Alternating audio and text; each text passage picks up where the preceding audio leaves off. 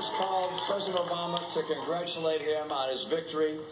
His supporters and his campaign also deserve congratulations. I just spoke with Governor Romney, and I congratulated him and Paul Ryan on a hard-fought campaign. I wish all of them well, but particularly the President, the First Lady, and their daughters. From George to Lenore to their son Mitt, the Romney family has chosen to give back to America through public service. And that is the legacy that we honor and applaud tonight.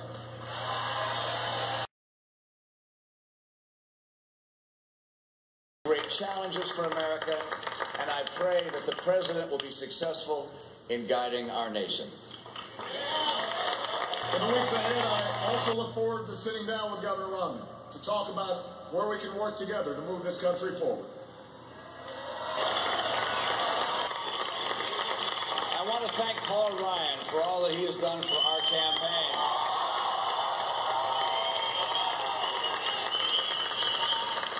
And for our country. Besides my wife, Ann, Paul is the best choice I've ever made. And I trust that his intellect and his hard work and his commitment to principle will continue to contribute to the good of our nation. I want to thank my friend and partner of the last 4 years, America's happy warrior, the best vice president anybody could ever hope for, Joe Biden.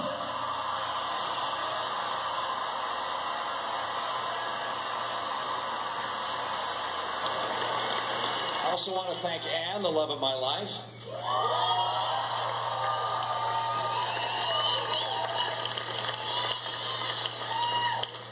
She would have been a wonderful First Lady. She has been that and more to me and to our family and to the many people that she has touched with her compassion and her care. And I wouldn't be the man I am today without the woman who agreed to marry me 20 years ago.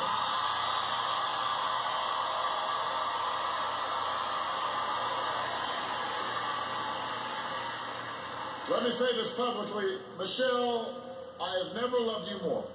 I have never been prouder to watch the rest of America fall in love with you too, as our nation's First Lady. I thank my sons for their tireless work in behalf of the campaign and thank their wives and children for taking up the slack as their husbands and dads have spent so many weeks away from home.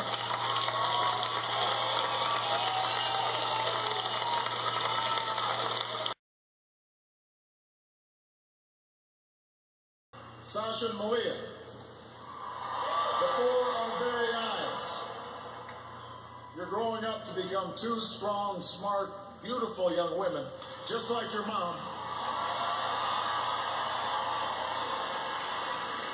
And I'm so proud of you guys. But I will say that for now, one dog's probably enough.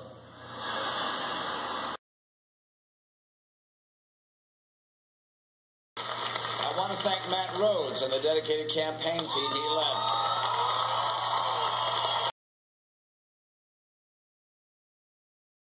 And to you here tonight, and to the team across the country, the volunteers, the fundraisers, the donors, the surrogates, I don't believe that there's ever been an effort in our party that can compare with what you have done over these past years.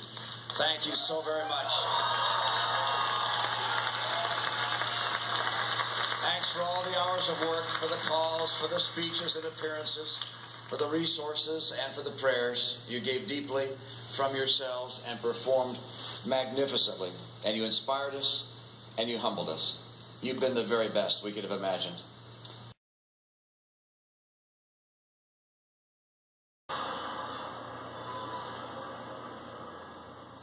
To the best campaign team and volunteers in the history of politics,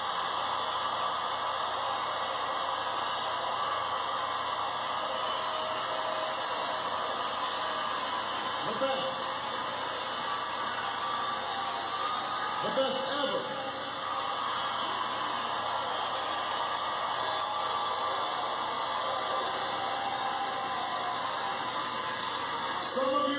we're new this time around, and some of you have been at my side since the very beginning. But all of you are family. No matter what you do or where you go from here, you will carry the memory of the history we made together. And you will have the lifelong appreciation of a grateful president. Thank you for believing all the way to every hill, to every valley. You lifted me up the whole way, and I will always be grateful for everything that you've done and all the incredible work that you've put in.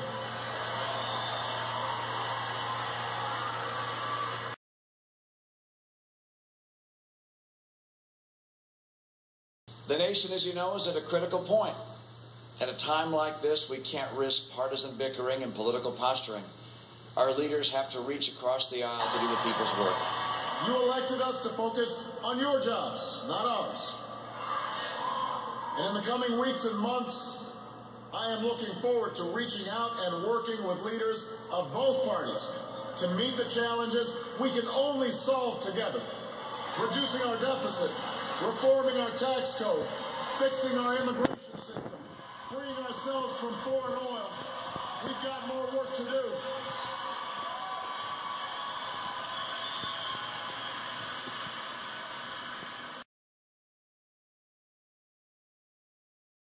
And we citizens also have to rise to the occasion. We look to our teachers and professors. We count on you not just to teach, but to inspire our children with a passion for learning and discovery. We look to our pastors and priests and rabbis and counselors of all kinds to testify of the enduring principles upon which our society is built: honesty, charity, integrity, and family. We look to our parents. For in the final analysis, everything depends on the success of our homes. We look to job creators of all kinds. We're counting on you to invest, to hire, to step forward. And we look to Democrats and Republicans in government at all levels to put the people before the politics. That doesn't mean your work is done. The role of citizen in our democracy does not end with your vote.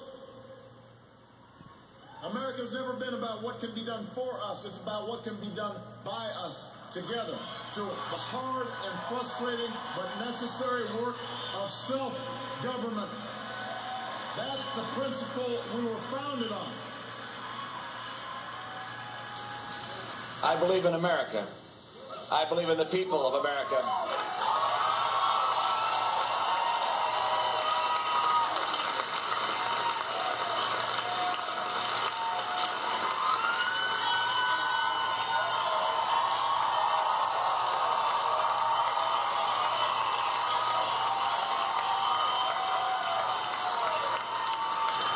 This country has more wealth than any nation, but that's not what makes us rich. We have the most powerful military in history, but that's not what makes us strong. Our university, our culture, are all the envy of the world, but that's not what keeps the world coming to our shores. What makes America exceptional are the bonds that hold together the most diverse nation on earth. The belief that our destiny is shared, that this country only works when we accept certain obligations to one another and the future generations, so that the freedom which so many Americans have fought for and died for comes with responsibilities as well as rights, and among those are love and charity and duty and patriotism. That's what makes America great.